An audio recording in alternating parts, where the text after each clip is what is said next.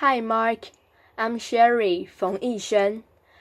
My student number is 17 and I'm a freshman. Now I'm going to read the speech given by Meaghan Ramsey, and the title of the speech is Why Thinking You're Ugly is Bad for You. This is my niece, Stella. She's just turned 1 and started to walk. She's walking in that really cool way that 1-year-olds do, a kind of teetering. My body's moving too fast for my legs kind of way. It is absolutely gorgeous, and one of her favorite things to do at the moment is to stare at herself in the mirror.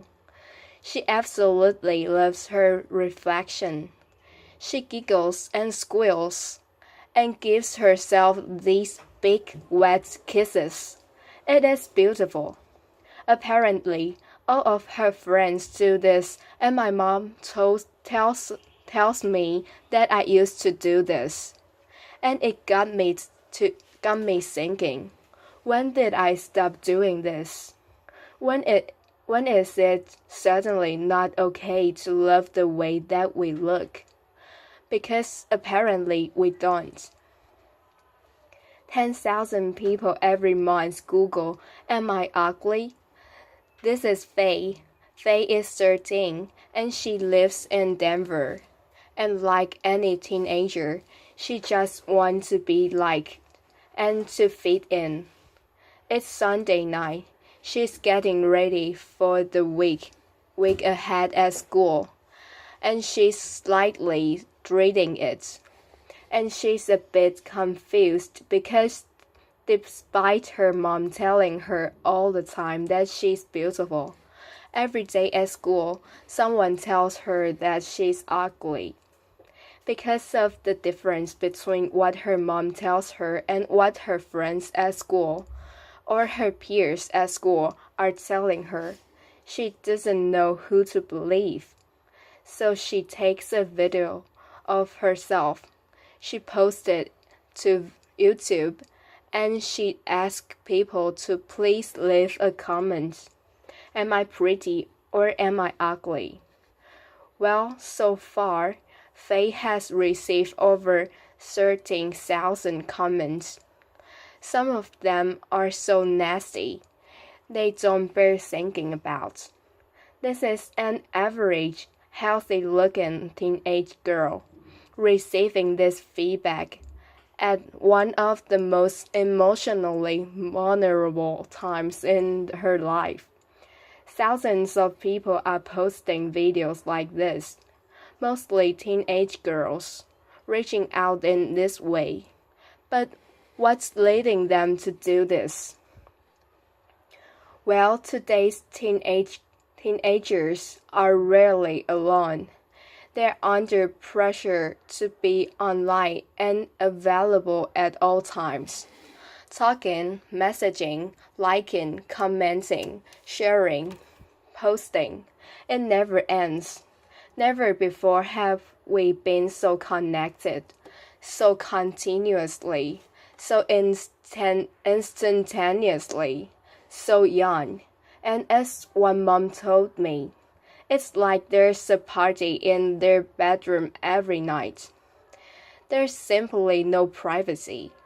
And the social pressures that go along with that are relentless.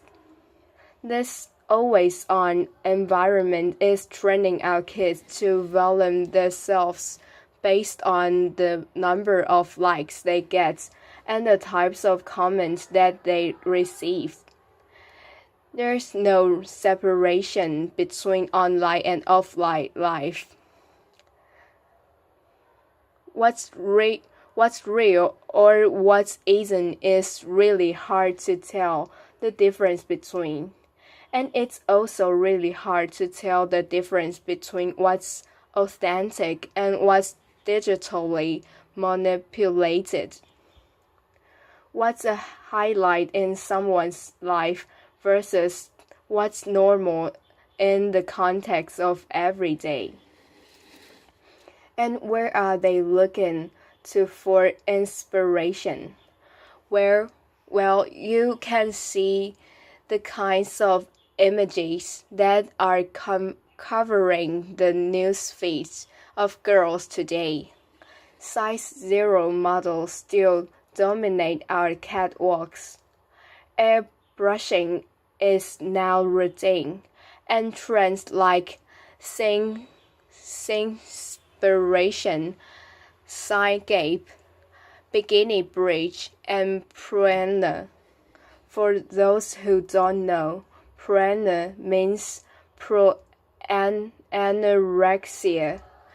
These trends are teamed with the stereotyping and flagrant objectification of women in today's popular culture. It is not hard to see what girls are benchmarking themselves against, but boys are not immune to this either. Aspiring to the chiseled jaw lines and ripped six-pack of superhero-like sports stars and Playboy music artists. But what's the problem with all of this? Well, surely we want our kids to grow up as healthy, well-balanced individuals. But in an image-obsessed culture, we are training our kids to spend more time and mental effort on their appearance at the expense of all of the other aspects of their identities. So things like their relationships, the development of their physical abilities, and their studies, and so on, begin to suffer. 6 out of 10 girls are now choosing not to do something because they don't think they look good enough. These are not trivial activities. These are fundamental activities to their development as human and as contributors to society and to the workforce. 31%. Nearly 1 in 3 teenagers are withdrawing from classroom debate. They are failing to engage in classroom debates because they don't want to draw attention to the way that they look. 1 in 5 are not showing up to class at all on days when they don't feel good about it. And when it comes to exams, if you don't think you look good enough, specifically if you don't think you are sane enough, you will score a lower grade point of average than your peers who are not concerned with this. And this is consistent across Finland, the US, and China. And it's true regardless of how much you actually weigh. So to be super clear, we're talking about the way you think you look, not how you actually look. Low body confidence is undermining academic achievement, but it's also damaging health. Teenagers with low body confidence do less physical activity, eat less fruits and vegetables, partake in more unhealthy weight control practices that can lead to eating disorders. They have lower self-esteem. They are more easily influenced by people around them, and they're at greater risk of depression. And we think it's for all of these reasons that they take more risk with things like alcohol and drug use, crash dieting, cosmetic surgery, unprotected earlier sex, and self-harm. The pursuit of the perfect body is putting pressure on our healthcare systems and costing our government billions of dollars every year. And we don't grow out of it. Women who think they're overweight, again, regardless of whether they are or are not, have higher rates of absenteeism. 17% of women would not show up to a job interview on a day when they weren't feeling confident about the way that they look. Have a think about what this is doing to our economy. If we could overcome this, what that opportunity looks like. Unlocking this potential is in the interest of every single one of us. But how do we do that? Well, talking on its own only gets you so far. It's not enough by itself. If you actually want to make a difference, you have to do something. And we've learned there are 3 key ways. The first is we have to educate for body confidence. We have to help our teenagers develop strategies to overcome image-related pressures and build their self-esteem. Now the good news is that there are many programs out there available to do this. The bad news is that most of them don't work. I was shocked to learn that many well-meaning programs are inadvertently actually making the situation worse.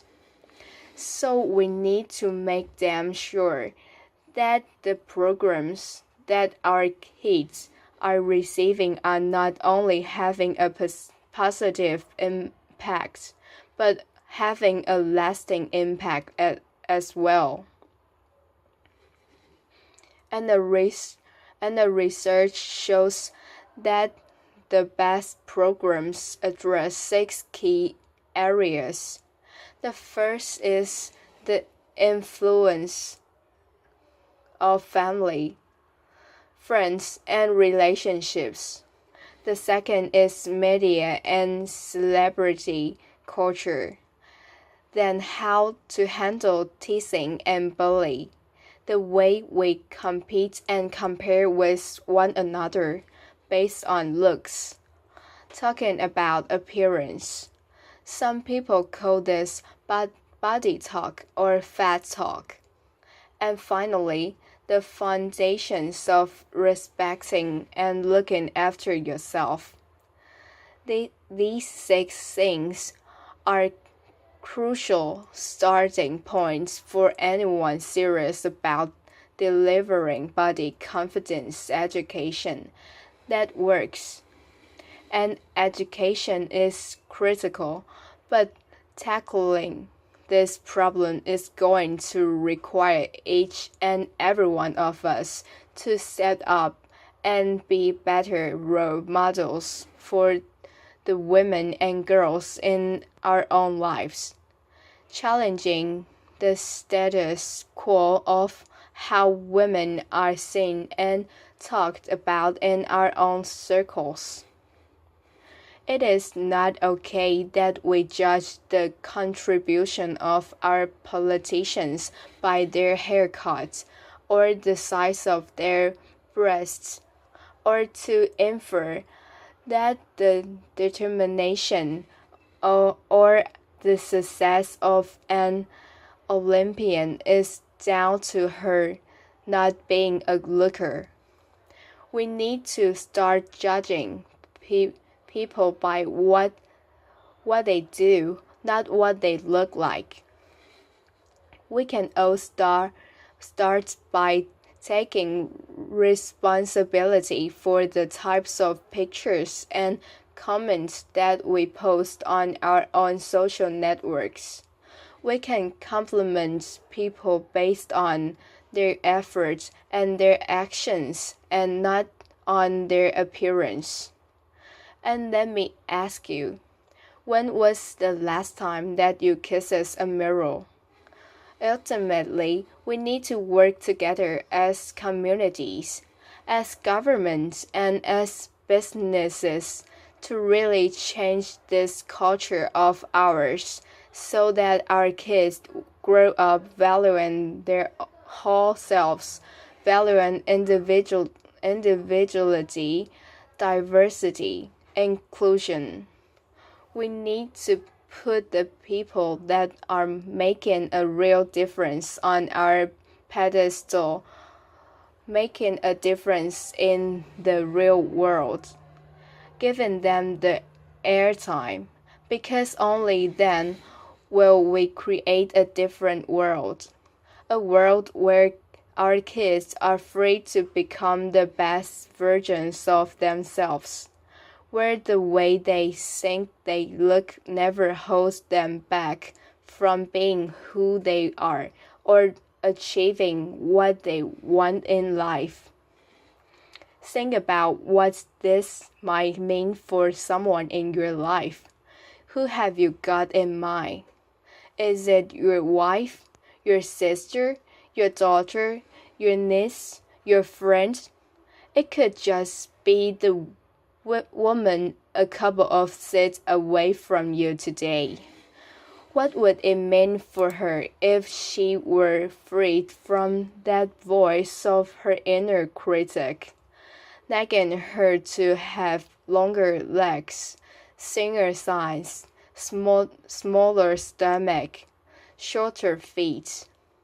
What could it mean for her if we overcame this and unlock her potential in that way? Right now, our culture's obsession with imagery is holding us all back. But let's show our kids the truth. Let's show them that the way you look is just one part of your identity, and that's the truth. And that the truth is we love them for who they are and what they do and how they make us feel. Let's build self-esteem into our school curriculums. Let's each and every one of us change the way we talk and compare ourselves to other people. And let's work together as communities, from grassroots to governments, so that the happy little 1-year-olds of today become the confident change makers of tomorrow. Let's do this. Applause.